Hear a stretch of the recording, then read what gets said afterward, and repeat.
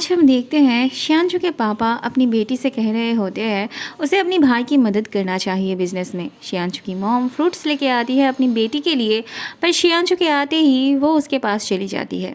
शियांशु की दीदी की जैसे कोई वैल्यू ही नहीं थी इस घर में, इसीलिए शायद इतनी डिस्परेट हो चुकी थी अपने भाई को बिजनेस से दूर हटाने के लिए। शीज़ी भी आई होती है। शियांशु की दीदी अचानक से शादी की बात उठा लेती है। शियांशु के पापा भी चाहते थे उनकी शादी जल्द से जल्द हो जाए। शियांशु को उसकी दीदी के बारे में एक बात बहुत अजीब लग रही थी। वो पूछ ही लेता है कि वो और शीज़ी जब पहली बार रिलेशनशिप में आए थे तब तो शीज़ी की तरफ उसका एटीट्यूड अलग था, अब वो अचानक से शीज़ी के फेवर में कैसे बात करने लगी। शियांशु की दीदी कहती है तब बात अलग थी, अब उनकी एंगेजमेंट हो चुकी है तो उसे भी कोई प्रॉब्लम नहीं है उनके रिश्ते से। शियांशु शीज़ी को यही छोड़ काम पे चला जाता है। उसके जाने के बाद शियांशु की दीदी शीज़ी से कहती है क्या वो कुछ मदद करे ताकि जल्दी से उनकी रजिस्ट्री हो जाए। अगर वो खुद की चीज़ों को ठीक से संभाल नहीं पाएगी तो वो उसकी क्या मदद करेगी। शीज़ी कहती है शियांशु ने एक चीज़ देख ली थी। शियांशु की दीदी कहती है ये तो होना ही था, आखिर वो कब तक ट्रिक से काम चलाती, ये तो शुरुआत है, आगे और भी बहुत कुछ होगा। शियांशु के दिमाग में आजकल बहुत चीज़ें चल रही थी। आज फिर से एक नई चीज़ ऐड होती है। उसके दीदी और शीज़ी के बीच ऐसी भी क्या बात थी जिससे वो दोनों एक दूसरे से इतने अच्छे से पेश आते थे। वहाँ शेंग और वेंजी मिलके स्टूडियो का सामान शिफ्ट करने में लगे हुए थे। आजकल वेंजी बहुत ज़्यादा मूडी रहने लगी थी। शेंग पूछता है क्या उसकी पीरियड चल रही है। वेंजी तब अपना डेट चेक करती है और देखती है उसका इस महीने का पीरियड मिस हो गया। ऐसे में शियांशु वहाँ आता है। वेंजी पहले से ही परेशान थी, ऊपर से वो शियांशु को देख और भी भड़क उठती है। वो उसे जो मन में आए बोलती जाती है। शेंग आगे बात को संभालता है और शियांशु से कहता है शीना नए स्टूडियो में शिफ्ट हो रही है। पता नहीं तब शियांशु को कैसा फील हो रहा होगा। रास्ते में वेंजी बच्चे की बात करती है तो शेंग कहता है अभी वो कैसे बच्चे ले सकते हैं, अभी उसे बहुत कुछ करना है, उसे भी तो अपनी करियर बनानी है। वेंजी तब कुछ बोल नहीं पाती। बाद में वो फार्मेसी आती है प्रेगनेंसी किट लेने, पर उसकी हिम्मत नहीं होती, वो भाग जाती है वहाँ से। वो शीना से शेयर करने की कोशिश करती है पर शीना में इतनी समझ कहाँ थी। अगले दिन वेंजी फिर से शेंग से बात करने की कोशिश करती है, उससे ये जानने की कोशिश करती है कि उसे बच्चा चाहिए या नहीं, पर शेंग अभी बच्चे के लिए तैयार नहीं था, इसीलिए वेंजी भी उसके प्रेगनेंसी के बारे में उसे कुछ नहीं बताती। वहाँ शीना शाओ को थैंक्स कहना चाहती थी उसके लिए इतना कुछ करने के लिए, पर शाओ को उसका थैंक्स नहीं चाहिए था। शीना थैंक्स कहने से भी ज़्यादा उसे ये समझाना चाहती थी कि वो कैसा फील कर रही थी, इसीलिए वो शाओ को बाहर देखने के लिए बोलती है ताकि इस बहाने वो उसे किस कर सके।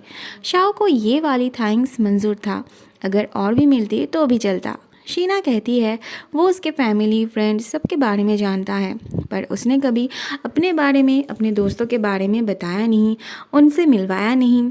शाओ तब उसे अपने घर ले आता है और अपने बड़े भाई से रिलेटेड सारी चीज़ उसे दिखाता है। शाओ के लिए उसका भैया ही सब कुछ थे, वो और किसी से भी उतना क्लोज नहीं था। शीना तब शाओ के लिए सॉरी फील करती है। वो शाओ को मेंटली सपोर्ट, मेंटली स्ट्रेंथ देने की बात करती है। शाओ के लिए इतना ही काफ़ी था। अगले सीन में हम देखते हैं शीना ने शाओ और उसके भाई को लेकर नया कॉमिक स्टोरी बनाई थी, जिसे देख शाओ का दिमाग गर्म हो जाता है और वहाँ शीना बहुत ज़्यादा खुश थी उसके कॉमिक को पॉपुलैरिटी मिलने के लिए। थोड़ी देर बाद शाओ आता है बहुत ही गुस्से के साथ और शीना को बाहर बुलाता है बात करने। उससे बिना पूछे उसके इमोशनल पार्ट को शीना ने इस तरह से पब्लिश किया था। शाओ का गुस्सा होना जायज़ था। शीना को एहसास था कि उससे बहुत बड़ी गलती हो गई थी। शाओ का गुस्सा भी इतनी जल्दी शांत नहीं होने वाला था, लेकिन शीना उसे मनाने की कोशिश में लगी हुई थी। रात में उसके लिए फ्राइड राइस बना के, अगले दिन उससे मिल के। शाओ भी जानता था शीना का कोई बैड इंटेंशन नहीं था इन सब के पीछे, वो बस अचानक से ये सब देख गुस्सा हो गया था। शीना भी उससे प्रॉमिस करती है अगली बार से वो जो भी करेगी उससे पूछ के करेगी। अगले सीन में हम देखते हैं शियांशु की दीदी एक प्रोजेक्ट संभाल रही थी, पर उसके पापा उसे फ़ोन करके बताते हैं कि वो उस प्रोजेक्ट को शियांशु को दे दे। शियांशु बिजनेस में उसकी दीदी से भी अच्छा था, पर उसकी दीदी हमेशा ये समझाने की कोशिश करती थी शियांशु कमज़ोर है, उसे बिजनेस नहीं आता। लेकिन शियांशु के अंदर कोई कंपटीशन नहीं था। उसे अगर कोई रिस्पॉन्सिबिलिटी दी जाती तो वो उसे अच्छे से निभाता। अगर उसकी दीदी को कोई प्रोजेक्ट मिलता तो उसे कोई फ़र्क नहीं पड़ता था। बिजनेस टेक ओवर करने वाली मेंटेलिटी उसके अंदर नहीं थी, पर उसके मॉम डैड दोनों ही उसी को ज़्यादा अप्रिशिएट करते थे। अब जब शियांशु के पापा चाहते थे वो प्रोजेक्ट शियांशु को मिले, तो शियांशु की दीदी की हिम्मत नहीं होती अपने पापा से ज़्यादा बहस करने की। अगले सीन में हम देखते हैं शाओ रात में घर आके शीना को सोफे पे सोते हुए देखता है। शाओ अपना कोट खोल के शीना पे ओढ़ देता है। थोड़ी ही देर में शीना उठ जाती है। वो शाओ को अपने पास बुलाती है। शीना को शाओ के साथ हैंग आउट पे जाना था, तो शाओ भी अगले दिन उसे अपना फेवरेट जगह पे ले जाने की बात करता है। अगले दिन शाओ उसे यहाँ लेके आता है। बचपन में वो और उसका बड़ा भाई समर वेकेशन पर यहाँ आया करते थे। शाओ बहुत खुश था यहाँ आके। वह शियांशु मीटिंग के लिए ऑफिस आया था। उसकी दीदी को एक फ़ाइल चाहिए थी, तो वो अपने सेक्रेटरी से फ़ाइल ले आने के लिए बोलती है। उसके जाते ही सेक्रेटरी के हाथों में जो फाइलें थी वो गिर जाती है, तो शियांशु उसकी दीदी के ड्रॉयर से फ़ाइल ले आने की बात करता है। सेक्रेटरी बिखरे हुए फाइलों को उठाने में लगी थी, तो शियांशु को वो ड्रॉयर की चाबी दे देती है।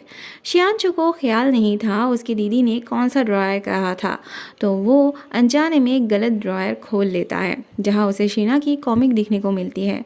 बाद में मीटिंग ख़त्म होने के बाद शियांशु की दीदी पूछती है क्या उसकी तबीयत ठीक नहीं है। मीटिंग में वो एब्सेंट माइंड लग रहा था। शियांशु कहता है बस थोड़ा हेडेक था। बातों ही बातों में वो अपनी दीदी से शीना के बारे में पूछता है, पर उसकी दीदी कहती है वो शीना को उसके एंगेजमेंट पार्टी में ही पहली बार देखा था, अलग से वो उसे नहीं जानती। घर आके शियांशु कॉमिक के हर एक पन्नों को अच्छे से देखता है। हर एक पन्ना उसके बचपन से जुड़ी थी। उसकी और शीना की बिताए हुए लम्हे कैद थी उसमें। उसे ख्याल आता है उसकी दीदी भी शीना को बचपन से जानती थी। शीना ने उससे कहा था उसने उनके बचपन में बिताए हुए लम्हों को लेकर कॉमिक बनाई थी। शियांशु को ये समझ में नहीं आ रहा था अगर उसकी दीदी शीना को नहीं जानती थी तो फिर उसकी कॉमिक बुक उसके पास क्या कर रही थी। शीजी और शीना को लेके फिर से उसका सर दर्द करने लगती है। वहाँ शाओ और शीना हैप्पीली अपना टाइम स्पेंड कर रहे थे। ऐसे में शियांशु शीना को कॉल करता है। शाओ तो शीना का फ़ोन अपने पास रख देता है। वो शीना को उससे बात नहीं करने देना चाहता था, पर शीना बहुत बार रिक्वेस्ट करती है उसे बात करने देने के लिए। आखिर में वो जब स्पीकर ऑन करके बात करना चाहती है तब जाके शाओ उसे फ़ोन देता है। शियांशु अब कंफर्म हो चुका था उसका पार्टनर शीजी नहीं बल्कि शीना थी। वो उससे मिलना चाहता है।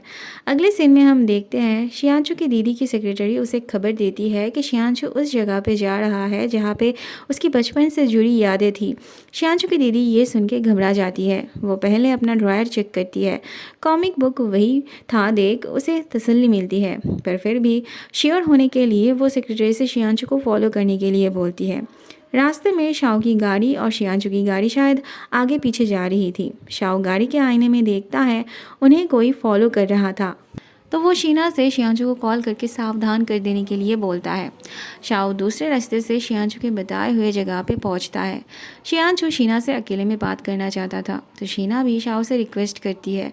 शाओ साइड हो जाता है। शियांशु तब शीना से कहता है बचपन में वही उसकी पार्टनर थी ना, उसने इस जगह को अपनी कॉमिक बुक में ड्रॉ किया था। शीना कुछ बोलती उससे पहले ही सेक्रेटरी की गाड़ी वहाँ आने लगती है। शाओ तब चिल्ला के कहता है वही गाड़ी थी जो उन्हें फॉलो कर रही थी। तब शीना उस गाड़ी को रोकने के लिए सामने जाके खड़ी हो जाती है। शियांशु जाके शीना को वहाँ से हटाता है और बेकार में उसे लग जाती है। शियांशु को हॉस्पिटल लाया गया था। डॉक्टर भी फ़िलहाल के लिए उसका कंडीशन नहीं बता पा रहे थे। शियांशु बेहोशी की हालत में भी उसके और शीना के बचपन के बारे में सोच रहा था। वह शाओ नहीं चाहता था शीना यहाँ रहे, पर शीना शियांशु के होश न आने तक कैसे जा सकती थी। एक तो वो उसका पहला प्यार था, वो भी छोड़ो, उसकी वजह से शियांशु की ये हालत हुई थी, तो वो कैसे इस बात को इग्नोर कर पाती। पर शाओ को इन सब से कोई मतलब नहीं था। शीना उसकी गर्लफ्रेंड थी, तो वो अपने गर्लफ्रेंड को भला कैसे उसके पुराने प्यार के पास रहने देता। वो उसे ज़बरदस्ती ले जाने लगता है, पर शीना नहीं जाना चाहती। ऐसे में डॉक्टर बाहर आते हैं तो शीना उनसे शियांशु की हालत पूछती है। डॉक्टर बताते हैं शियांशु को अभी अभी होश आया है। तभी शीजी आके इस एक्सीडेंट के लिए शीना को ज़िम्मेदार ठहराती है। शाओ कहता है उनका लॉयर आके उसे सेटिस्फैक्टरी जवाब देगा। फिर वो शीना को ले जाने लगता है और तभी अंदर से शियांशु शीना का नाम पुकारता है। शीना शाओ का हाथ छुड़ा के अंदर जाती है। शियांशु के आसपास उसके अपने लोग थे, फिर भी उसकी नज़र शीना पर थी। शीना पूछती है क्या वो उसे याद है। शियांशु कहता है क्या बात कर रही है वो उसे कैसे भूल सकता है।